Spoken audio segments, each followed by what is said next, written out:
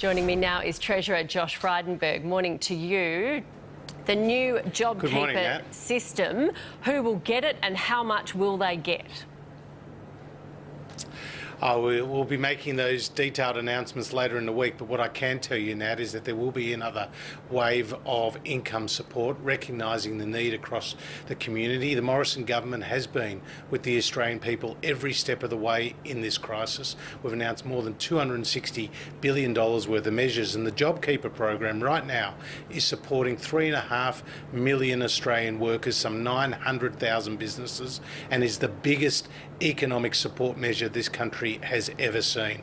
While a number of the states are opening up, we recognise that with Victoria in lockdown and some of the other businesses and the other sectors really being challenged, that this will be an important initiative from the government. How are you going to work out who gets more?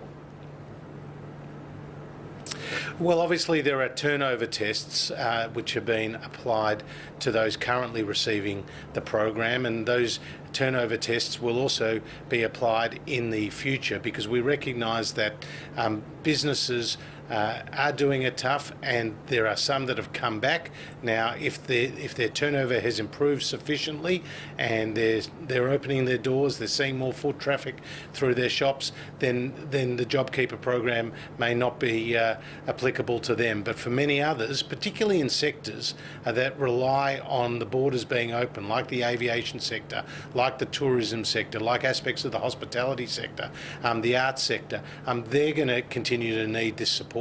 And that's why we've decided to continue with a particular income support program. Okay, JobSeeker also due to drop back to that $560 a fortnight in September. What are you going to do there?